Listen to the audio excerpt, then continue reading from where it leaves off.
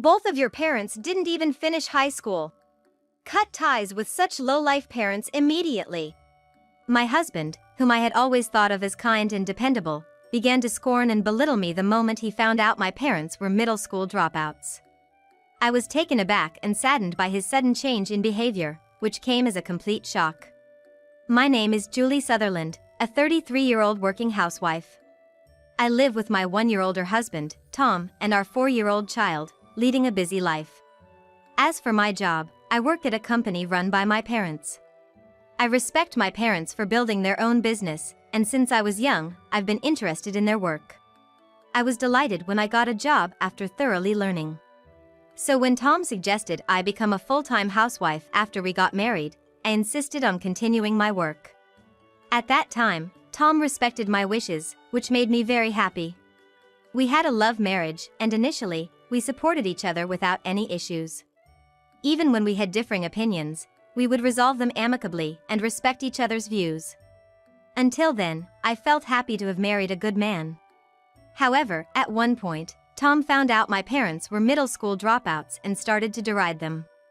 My parents' company may be small, but Tom had admired it until he started complaining just because they didn't have high school diplomas. What does it matter if they didn't finish high school? Why do you suddenly care about that? No matter their educational background, my parents currently have the ability to run a company. Education is important, sure, but it shouldn't be the only measure of a person. Up until then, Tom had built a good relationship with my parents, so I pleaded with him not to judge them solely on their educational attainment. But Tom couldn't accept my perspective and seemed displeased with me for defending them. Dropouts are no good, right? Don't associate with such parents. He even went as far as telling me to cut off my relationship with them. Without reconsidering his grudge against people without a high school diploma, Tom became even more stubborn and our relationship worsened. Moreover, from this time on, he began to strongly insist that I quit my job. Especially after our child was born, he started saying it even more frequently. Quit your job already and focus on the housework. But you used to say it was fine for me to continue working. My husband, who had once respected my decision, had now become pushy with his selfish ideas. Since he wasn't like this before, I was confused and sad but kept trying to convince him, hoping he would understand. However, no matter how many times I explained my reasons for wanting to keep working and the benefits it brought to our family, he consistently told me to quit. He seemed to truly believe quitting was for my benefit, belittling my desire to work. As a result, our once peaceful life, where we used to help each other, turned into days filled with endless arguments. The quarrels continued, and Tom's insults about my job and my parents increased, chilling our marital relationship. My parents had expressed a wish to celebrate our child's birthdays and graduation ceremonies together if possible, but my husband vehemently refused with harsh words. Furthermore, he wouldn't listen to me and would unilaterally decide on plans, which led me to consider divorce. Then, one day, Tom came home in high spirits because his promotion was confirmed. With the salary increase, he told me to quit my job. With my pay raise, you don't need to work, right? Just quit and take care of the home. Since he started telling me to quit my job, Tom stopped doing any housework he used to help with. Probably he was hoping I'd quit if the housework suffered. But I continued with the housework as usual and stood my ground when he used it as an excuse for me to quit. Although he claimed he was telling me to quit to reduce my burden, he didn't move a muscle to help with housework and childcare. His attitude only made my love for him grow colder. Now, seeing I wouldn't change even with housework as a reason, he was using money as the new argument. Indeed, we could live comfortably on Tom's salary alone without me working. Even considering our children's future, we can afford to live comfortably, so I didn't need to work forcibly. But I want to work. Ever since I was a kid, I watched my parents work with such vitality, and I've lived wanting to try my hand at their jobs. Working at my parents' company has always been a dream of mine. And when I actually started working there, far from being satisfied, I found myself wanting to work there even more, feeling it as my calling in life. That's why I've been pushing so hard to balance housework and my job, so of course, I won't quit. I've said it over and over, I love my job. So I'm not gonna quit, I told him firmly. My husband just laughed at me as if I was a joke, opposing the idea. A woman's place is taking care of the home, isn't it? Besides, a poor company like that will go under in no time. He mocked with an outdated view, belittling my parents' company. True, my parents' company is small and the building is old. But that doesn't mean the work we do is laughable. My parents' business is community-oriented, well-regarded by the locals, and cherished by its employees. I take pride in my parents and the company they've built, and I absolutely don't want to cave into my husband's demands. Annoyed at my husband for demeaning my parents and their company, I reiterated that I wouldn't quit my job. Then he brought up our kids as a reason. You're always at work, barely involved with the kids. You should become a stay-at-home mom and be there for them. He argued. I really don't want to hear that from you, I retorted. After work and on weekends, I make sure to spend time with our children. In contrast, my husband prioritizes his hobbies at home and seldom pays attention to the kids. Come to think of it, if he doesn't do housework or participate in childcare, what's the point of him being around? I've noticed that the kids barely react to my husband, who doesn't pay much attention to them, creating a vicious cycle. Reflecting on it, he has never really acted the way a father should. A man says in the back, you know. He'd say with a smug smile when pointing out my supposed lack of involvement with the kids. A father who only pursues his hobbies and constantly complains when at home, is he really necessary? Thinking this over, I've become more aware of the possibility of divorce. And the next morning, despite his complaints for me to quit my job, I ignored him and went to work. Though irritated with his mindset and attitude, my focus is now on work. Arriving at the office, I was ready to switch gears and give my best at work when unexpectedly, the president asked to see me in the reception room. Puzzled, I went to find a stern-looking man seated across from my father. It was clear from my father's expression that he was extremely upset. As I wondered what the matter could be, my father asked me to listen first. This concerns you too, Julie. I'm sorry, but could we go over it from the beginning? At my father's behest, the man across from him started speaking. The man, named Mr. Smith, had been the assistant project leader on a joint project with my father's company. The original leader hardly visited the site and gave almost no direction, so essentially, Mr. Smith was leading. The project was about constructing and designing a new store in collaboration with my father's company.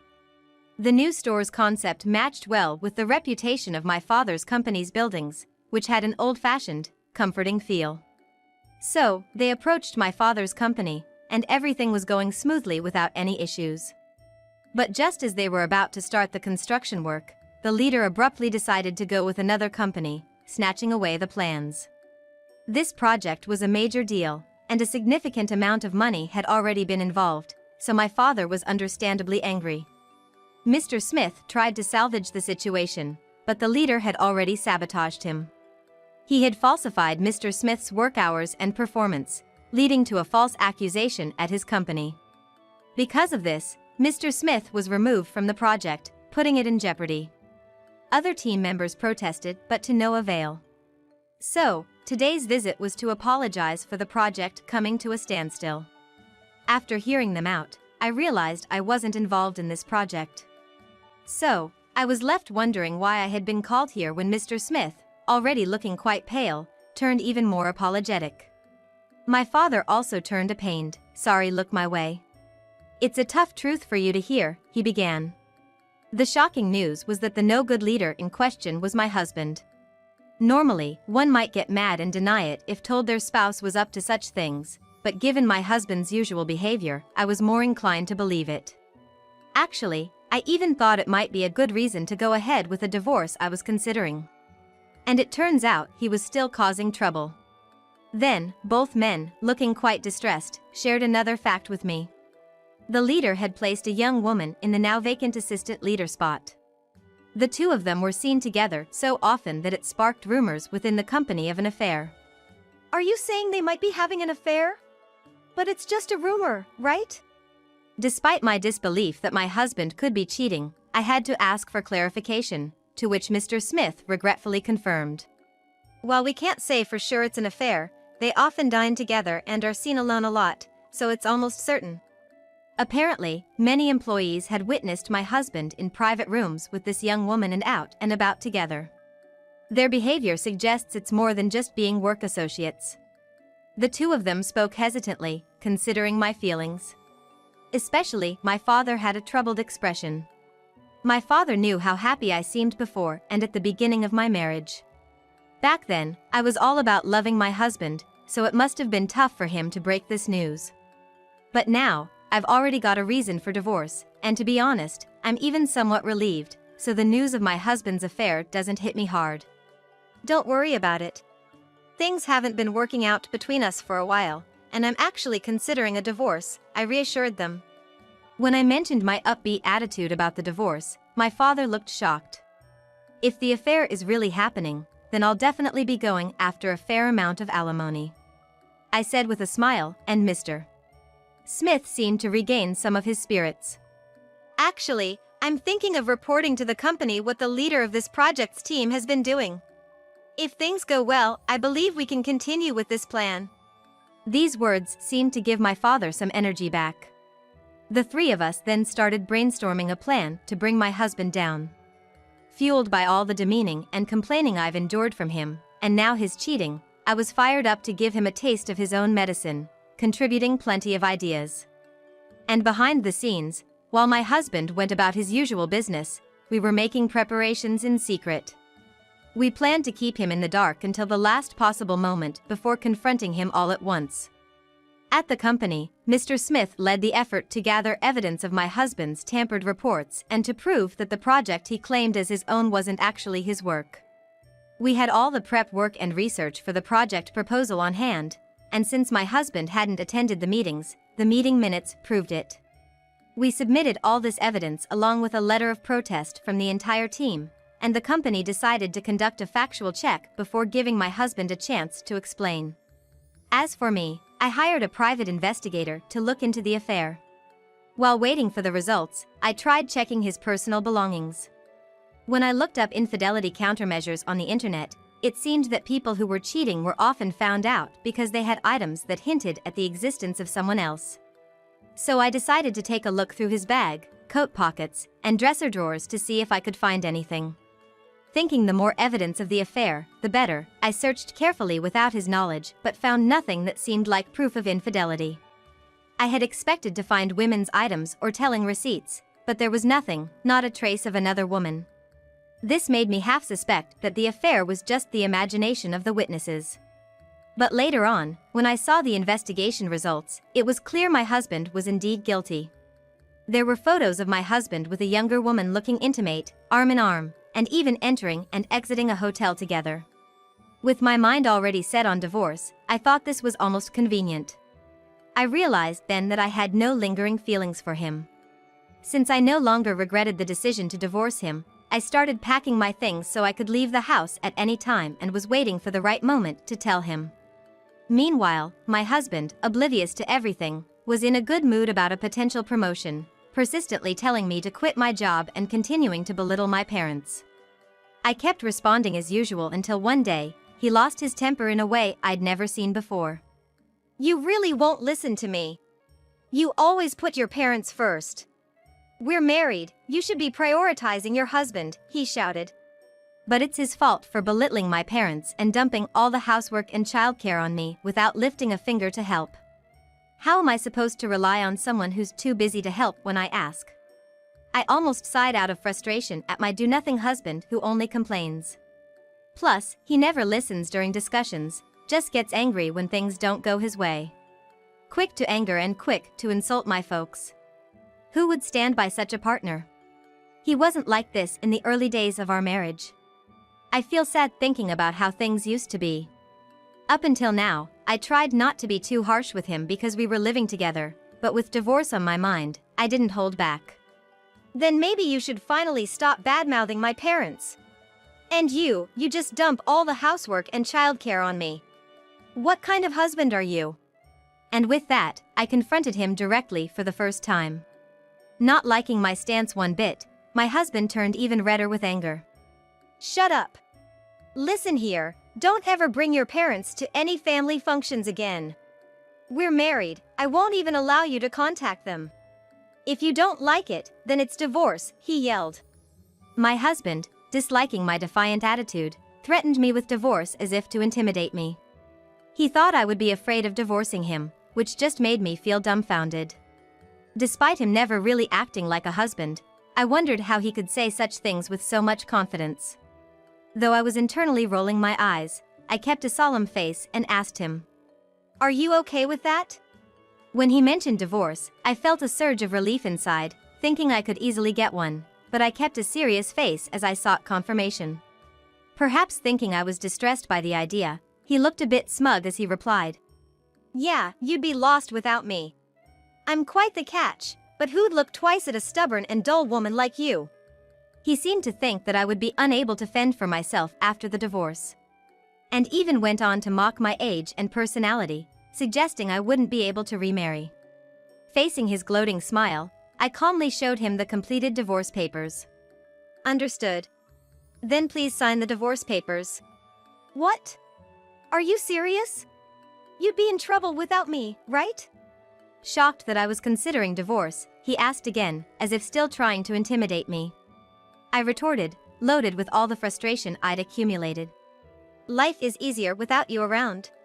It's exhausting to be with someone who does nothing but complain. It's better not to have someone who doesn't help out with the family and just struts around. Life would clearly be more enjoyable without him, so I'd prefer it if he were gone." His displeasure at my seemingly happy reaction to the divorce only made him angrier. "I'd be better off without you too." In response to my words, he hastily signed the divorce form. The next early morning, I took the kids and the divorce papers, packed our bags, and left the house. I had already informed my parents the day before, so we immediately went to their place. They had been made aware of my intention to divorce, so everything was set up for us to live there, and we were able to move without any panic. That day, my husband not only lost the promotion he had been looking forward to but also his affluent lifestyle. Upon arriving at work, he was promptly called into the conference room, where he was confronted about the allegations Mr. Smith and the others had raised. In the conference room were the team members who had accused him and the young female employee rumored to have had an affair with him. "What's this all about, all of a sudden?" he asked, thinking it was a work-related discussion until he realized there was an auditor present, which rattled him. He was questioned about the project and his work behavior, and though confused, he tried to bluff. "What are you talking about? This plan is definitely my work. Stop with these baseless accusations." "But you can explain the details of this project plan, right?" However, with the evidence Mr. Smith and I had compiled, he couldn't explain the project plan he had claimed as his own. It was no surprise since he hadn't created it nor had he reviewed the content thoroughly. When questioned about the project plan, he couldn't explain anything, whereas Mr. Smith could respond perfectly. Therefore, he couldn't prove that he hadn't stolen the credit and found no way out of his predicament. He was told that his promotion was off the table, and although he protested angrily, he was not taken seriously. Then, he was further grilled about the affair, and the confrontation with the young female employee ensued. She hadn't been briefed about the meeting and quickly slipped up. "He said he'd give me favorable treatment in my job if I went along with it. I knew he was married, so I thought it was just part of my job." She claimed she had been reluctantly involved with him because he had forced her. Now, she began to play the victim, trying to shift all the blame onto my husband. "Don't spout nonsense.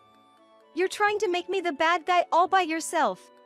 My husband shouted back in anger, eventually lashing out with accusations about how she had been the one pursuing him. They both made wild claims against each other, which apparently turned into quite the argument. But thanks to the investigation results from the detective agency I had commissioned, neither could deny the affair. They were both deemed to have character issues that rendered them unreliable for their positions. My husband was demoted to a windowside position as a regular employee. And his salary was reduced to the point where he could barely afford to live on his own. His misconduct ensured that he would never be able to rise through the ranks at that company again. Someone who doesn't take their job seriously and just steals their subordinates' accomplishments shouldn't be able to get promoted. Moreover, my husband had been slacking off, never really putting in the effort at work to be considered excellent. He had a good front, and initially, Some people seemed to be on his side, but once the evidence of his wrongdoing came to light, people quickly distanced themselves from him. This made his workplace environment uncomfortable, and with his past misdeeds, he found himself in a tough spot to find a new job, leaving him clinging to his windowside position. Furthermore, since I had hired a lawyer, I was able to demand alimony and child support from him. As we hadn't settled property distribution and other details yet, I hadn't filed the divorce papers at this point. And the alimony was set at $60,000. Additionally, child support was decided at $1,000 per month. The alimony was higher because of the verbal abuse I routinely received from my husband. Since deciding on divorce, I had recorded these instances, which contributed to the larger amount. As for the division of assets, there was no issue with the house since it was a rental, and it was decided not to split our savings. Since our marriage, my husband had been spending money on his hobbies and affairs with women, and my savings were more substantial, which is why I made this choice. When I contacted my ex-husband about the alimony and child support, he resisted paying such a large sum.